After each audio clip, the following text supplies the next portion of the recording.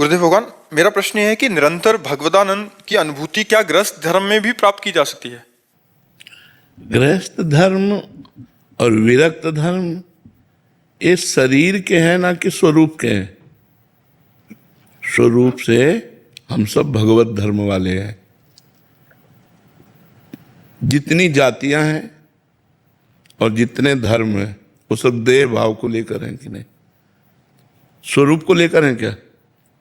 स्वरूप में तो जो हम हैं सो तुम हो, जो तुम हो वही सब रूपों में है। तो हमें ये ध्यान रखना है कि हम गृहस्थ धर्म को स्वीकार किए हुए हैं, तो उस धर्म का पालन तो हम कर रहे हैं, लेकिन हम हैं कौन? ममैवांशो। भगवान ने क्या कहा? मेरे तुम अंश हो।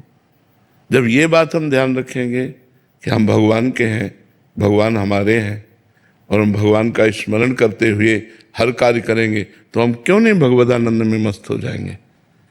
क्यों नहीं हो जाएंगे? गृहस्थ धर्म सबसे बड़ा धर्म है। विरक्त पैदा कहाँ होते हैं? विरक्त संत कहाँ पैदा होते हैं? गृहस्थों के यहाँ ही तो पैदा होते हैं। विरक्त संतों का पेट कहाँ भरता है? गृहस्थों के यहाँ तो भरता है। विरक्त संतों को वस्त्र कौन देता है? गृहस्थ धर्म ही तो देता है। तो सबका मूल पोषण कहाँ से हो रहा है? गृहस्थ धर्म से। यदि हम धर्म पूर्वक मेहनत करके धन कमाएं और उस धन से अपने परिवार का पोषण करें, आए हुए अतिथि साधु महात्मा का भोजन वस्त्र आदि के द्वारा सम्मान करें और नाम जप करें, तो भगवत प्राप्ति और भगवदानंद सहज है।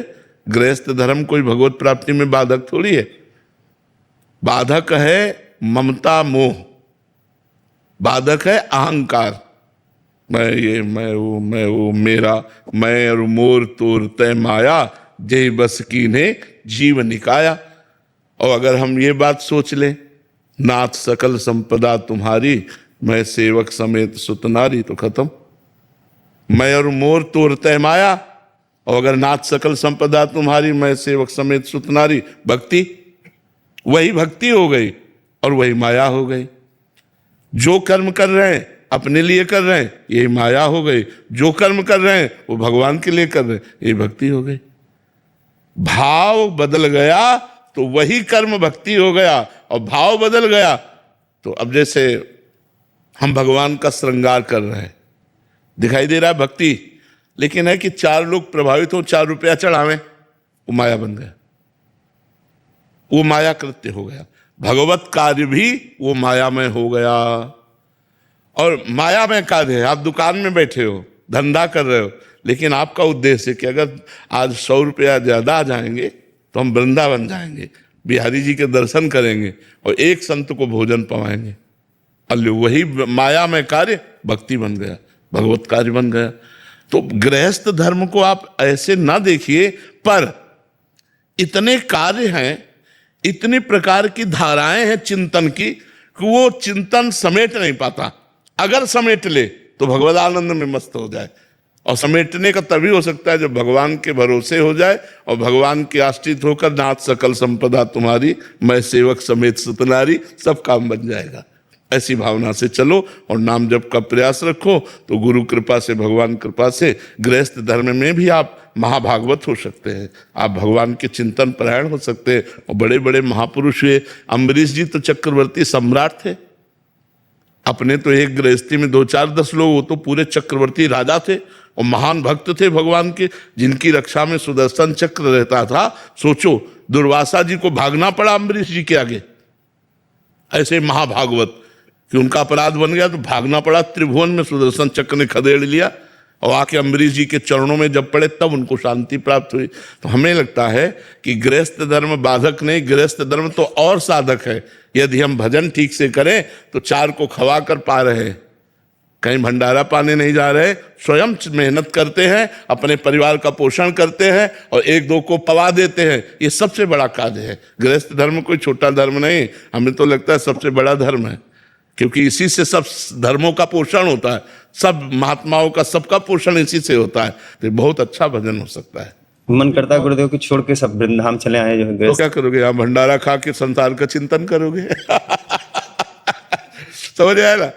घर गृहस्थी में धर्म से चल रहे हो तो मन वैरागी हो रहा है, और जब वैराग लेकर के आओगे तो घर का चिंतन आएगा, पत्नी का चिंतन आएगा, पुत्र का चिंतन आएगा। हमारी बात मान लो, वहीं रहकर भजन करो, डट के मेहनत करो, परिवार का पोषण करो, नाम जप करो, मंगल हो जाए। कि मुश्किलों का सामना कैसे कर सकता हूँ? जब मैं हताश या निराश महसूस करता हूँ तो मुझे क्या करना चाहिए? नाम जप, नाम जप में बहुत सामर्थ्य है। मैं आपको अपने अनुभव की बात बताता हूँ। नाम जप में इतनी सामर्थ्य कि किसी के सहयोग की जरूरत नहीं है। आप हर तरह से पार हो जाएंगे, हर तरह की मुसीबत से पार हो जाएंगे। तो अगर हम भगवान का भरोसा करते हैं तो हमारी आर्थिक, हमारी स्वास्थ्य, हमारी सामाजिक, हमारी बौद्धिक हर समस्या का समाधान हो जाएगा, क्योंकि भगवान सर्व सामर्थ्यशाली है। संसार में कोई अगर अपनी कमी बताए भी, अपनी समस्या बताए भी, तो दूसरा शोषण कर सकता है, पोषण नहीं कर सकता। रही मन मन की मन व्यथा, रखिए मन में गोए, सुनी ठिलई है लोग सब, बात न लई है कोई। इसलिए अपनी बात भगवान से कहो और नाम जप करो, और नाम जप से देखो मंगल होता है कि नहीं। काउंटर खरीद लो, एक अंगूठी की तरह पहने रहो, राधा राधा राधा राधा राधा। जपते हो? नहीं जपते हो, इसीलिए कह रहा हूं एक काउंटर खरीदो और आज से 10,000 नाम रोज जप करोगे, राधा राधा राधा राधा 10,000 बार। जब समय मिले, चलते फिरते उठते बैठते, उसमें क्या है, 10,000 उसमें जब गिनती आ जाए तो समझ लो एक दिन का काम हो गया। 10,000 नाम रोज जप करो, फिर देखो भगवान की कृपा। ठीक है? हाँ। अच्छा, जैसे हम ये बात कह रहे हैं ना, हो सकता है इनको विश्वास लाओ, क्योंकि इसमें पैसा नहीं लगा। आज का कलयुगी प्राणी ऐसा है कि एक कलावा, थोड़ी सी राख, थोड़ा सा जंतुर मंतुर, उस पर विश्वास हो जाएगा, लेकिन राधा नाम पर विश्वास नहीं। अब फिर ही आए तो उनकी बात का बात तो नहीं। अगर बात का महत्व हो जाए तो हम भाई कह रहे 10,000 नाम रोज जप करो, और आप देखना आगे चल करके भगवान के नाम में भाव कुभाव अनखाल सहु, नाम जपत मंगल दिशि दसो, दसों दिशाओं में मंगल हो जाएगा। पर जो आपको सुनते हैं सोशल मीडिया के माध्यम से, यहाँ आ नहीं सकते, वो भी इस नियम को पालन कर सकते हैं? बिल्कुल बिल्कुल बिल्कुल बिल्कुल क्योंकि पक्का। अगर करेंगे तो मर्जी उनका भी तो लाभ ही हाँ है। बिल्कुल पक्का लाभ होगा। कितने ऐसे लोग आए हैं जो सुन करके सुधर करके आए हैं, हमारे पास बाद में आए, पहले सुधर गए हैं, पहले उन्होंने गंदे आचरण त्याग दिया, फिर वो हमारे पास आए हैं। ऐसे कितने लोग हैं, ऐसे कितने लोग हैं। तो ये व्यर्थ थोड़ी जाएगा। आप मोबाइल से भी सुने तो व्यर्थ नहीं जाएगा। महाराज जी, जैसे आप बताते हैं कि श्री जी और सदगुरुदेव एक ही तत्व हैं, तो फिर गुरुदेव अपने शिष्यों और दूसरे लोगों से निरपेक्ष क्यों दिखाई देते हैं? उनकी बाहरी व्यवहार उदासीन जैसा क्यों दिखाई देता है? क्योंकि संत रूप में निरपेक्षता ही सिद्धि है। अभी हम अपने साधुकों से कह रहे थे कि सब कुछ हो जाता है, बाबा जी बन जाता है सब, लेकिन वो संसार से अपेक्षा नहीं छोड़ पाता। और संत का स्वरूप है निरपेक्षम मुनिम शांतम निर्वैरम सम दर्शनम। भगवान कह रहे हैं कैसे संत के पीछे पीछे भगवान डुलते हैं? निरपेक्षम, किसी की अपेक्षा नहीं। वो भगवत स्वरूप से प्यार करते हैं, पांच भौतिक शरीरों से प्यार नहीं करते। वो भगवान के प्रेम में डूबे रहते हैं, इसलिए किसी से कोई अपेक्षा नहीं रहती। वो निरपेक्ष रहते हैं। निरपेक्ष माने किसी की अपेक्षा न रखना, और जो किसी की अपेक्षा नहीं रखते वही सबसे प्यार कर सकते हैं, और जो किसी से अपेक्षा रखते हैं वो प्यार ही नहीं कर सकते। अपेक्षा रखना स्वार्थी की पूर्ति प्यार कहा। और तभी तो सर्व मंगल जगत का वही संतों के द्वारा होता है जो निरपेक्ष होते हैं। जो अपेक्षाकृत जीवन व्यतीत करते हैं उनके द्वारा थोड़ी होता है। जो अपनी आवश्यकताओं की पूर्ति के लिए अपेक्षा रखते हैं उनके द्वारा जगत मंगल नहीं होता। जगत मंगल उन्हीं के द्वारा होता है जो निरपेक्षम मुनिम शांतम निर्वैरम सम दर्शनम। निरपेक्ष है, मननशील है, शांत है, निर्वैर है, समदर्शी है, ऐसे संतों के द्वारा जगत का मंगल होता है। ऐसे संत भगवान के प्रिय पार्षद होते हैं, ऐसे संत ब्रह्मबोध महापुरुष होते हैं। तो संतों की साधना ही चलती है निरपेक्षता से। तो जब सिद्ध होते हैं तो निरपेक्ष होते हैं, वो किसी की अपेक्षा नहीं रखते, क्योंकि जितनी अपेक्षाएं हैं वो सब मायाकृत है, उस स्वरूप में स्थित रहते हैं। तो इसलिए संतों का निरपेक्ष स्वरूप है। तो क्या श्री जी का तुम अपेक्षाकृत स्वरूप समझते हो? अगर गुरु निरपेक्ष है तो श्री जी तो आपसे पहले से ही निरपेक्ष है। जब जितनी गुरु कृपा करेंगे उतने श्री जी कृपा दृष्टि करेंगे। बिना गुरु के, बिना रसिकों के, बिना सखियों की कृपा के श्री जी की कृपा का पात्र भाजन ही नहीं बन सकता कोई। तो जो निरपेक्ष है, तो देखो कितने निरपेक्ष हैं। कहीं सृजन हो रहा है, कहीं पालन हो रहा है, कहीं श्रृंगार हो रहा है, और निरपेक्ष है। परमात्मा का स्वरूप ही निरपेक्ष है।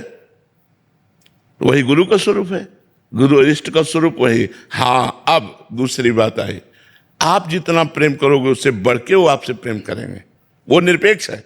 पर यदि आप प्रेम किए तो आप जितना प्रेम करोगे तो उससे बढ़कर वो आपको प्रेम करेंगे। आपने तन मन प्राण गुरु को इष्ट को समर्पित कर दिए तो इष्ट पीछे पीछे घूमेगा। भक्तन पीछे यो फिरत जो बछड़ा संग गाय। आपका प्रेम बटा हुआ संसार में तो निरपेक्ष है।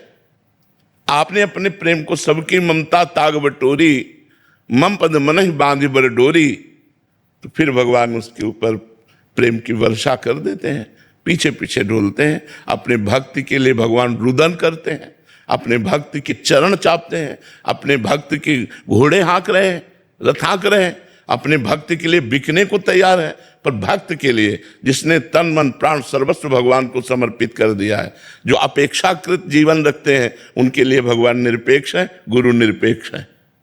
और जो अपेक्षाकृत न रहकर अपने जीवन को प्रभु या गुरु की शरण में पूर्ण रूप से समर्पित कर देते हैं, उनका गुरु प्रेम तुम क्या जानो। हम कितना प्यार करते हैं उन बच्चों से जिन्होंने माँ बाप परिवार सबको छोड़कर केवल श्री जी की शरण ली, तो उनको पता नहीं है, लेकिन हम इनको कितना प्यार करते हैं इन संतों को। वो हमारा हृदय जानता है। जैसे कछुआ अपने अंडों को सूखे पे दे आता है, लेकिन जल के अंदर बैठा उसी का चिंतन करता है, तो उसके चिंतन के प्रभाव से उसके अंडे बच्चों के रूप में परिणित होकर के उन्हीं के पास आ जाते हैं, कछुआ के पास ही आ जाते हैं।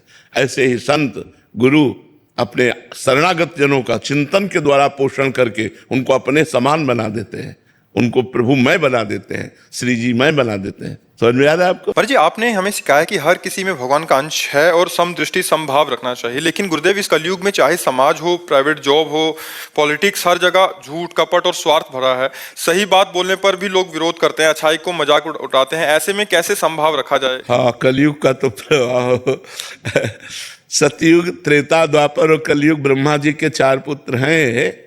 तो ब्रह्मा जी ने चारों को बुलाया और सतयुग से कहा, बेटा हमने नरक बनाया है। ब्रह्मा जी का ही तो बनाया हुआ है ना, रचना तो सब ब्रह्मा जी ने की, हमने नरक बनाया है। तो उनका पिताजी, हमारे राज्य में कोई नरक नहीं जाएगा।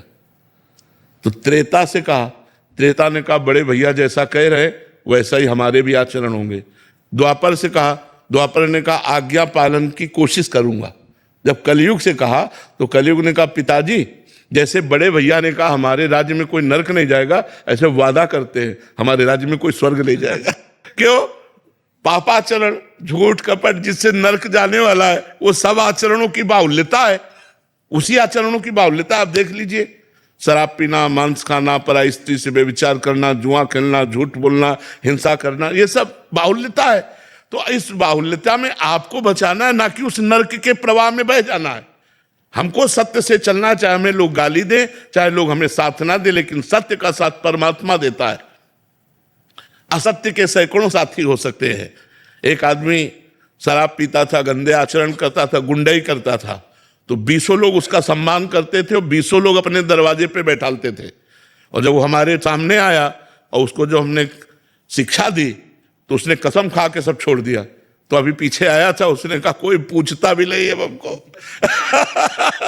बोले जिस गली में जाओ तो कोई पूछता नहीं, सब विरोधी हो गए, हमारे साथी सब विरोधी।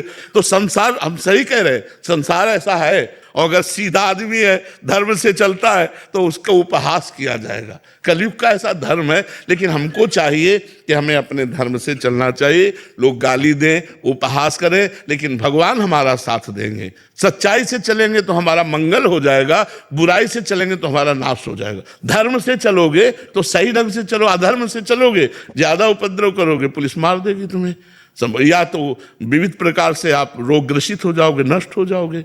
तो हमें लगता है धर्म से चलो। मनुष्य जीवन बहुत कीमती जीवन है, इससे भगवान को प्रसन्न कर लो, इससे परोपकार कर लो, इससे समाज की सेवा कर लो, राष्ट्र की सेवा कर लो। इसलिए हमें मनुष्य शरीर मिला। गंदे आचरण करना, गंदा खान पान करना, दूसरों को दुख देना, हिंसा करना इसलिए नहीं मिला। हम मनुष्य हैं।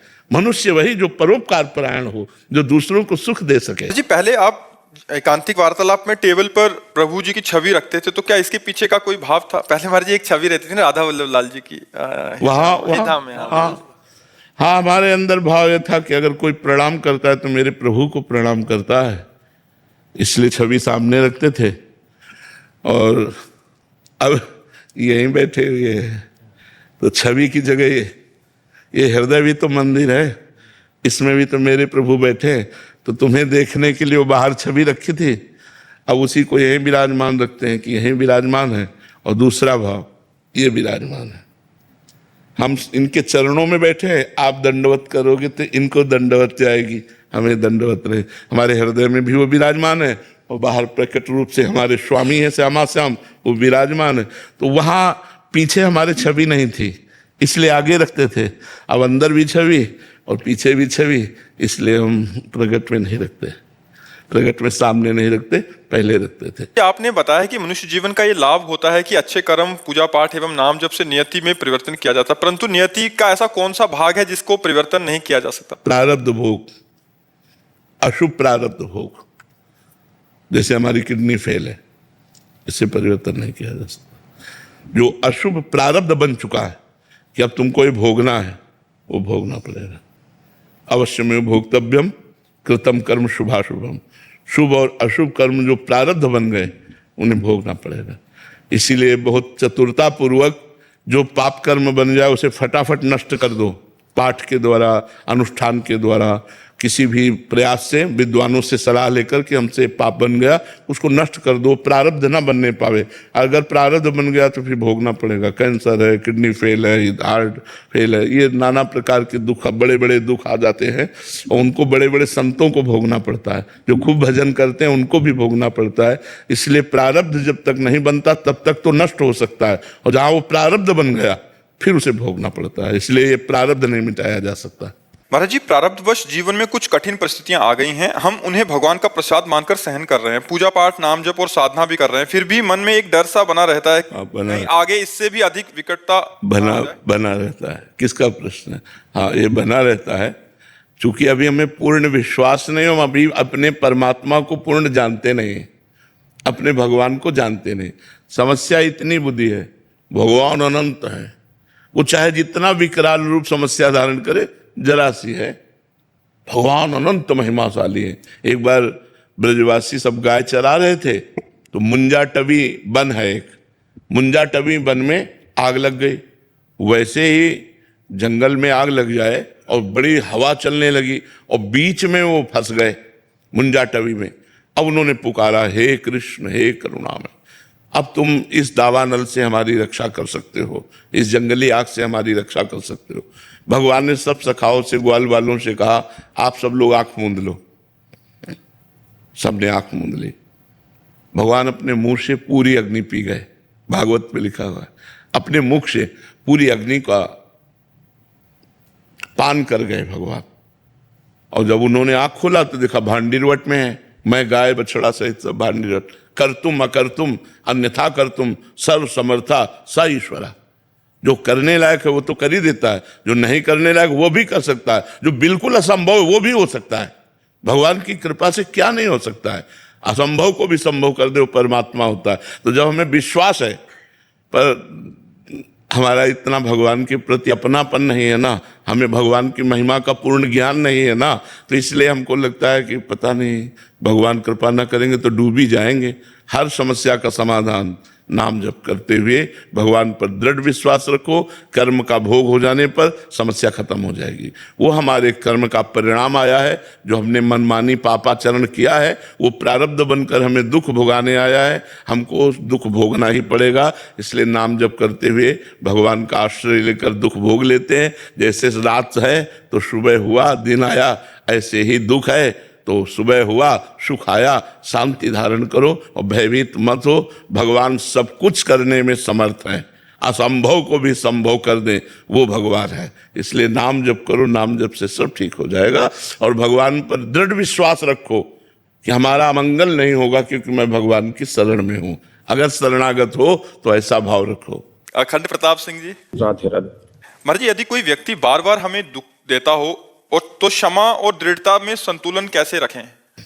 क्योंकि हमें कोई ऐसा अपराध बना है जो बार बार हमको दुख भोगना है, वो व्यक्ति वचन के द्वारा, चेष्टा के द्वारा उपहास करेगा, गाली देगा, वो हमारी संपत्ति को छेड़ेगा, बार बार हमको दुख देगा, क्योंकि हमारा प्रारब्ध भोग है। इसलिए चुप होकर के सह जाना चाहिए। और जिस दिन प्रारब्ध संपन्न हो गया तो उसको दंड मिल जाएगा अपने आप, क्योंकि उसका तो कर्म बन रहा है और आपका प्रारब्ध मिट रहा है। यदि आप चुपचाप सहन करते गए तो दूसरी जगह ऐसा फंस जाएगा कि उसको दंड मिल जाएगा, आपको सताने का उसको दंड मिल जाएगा।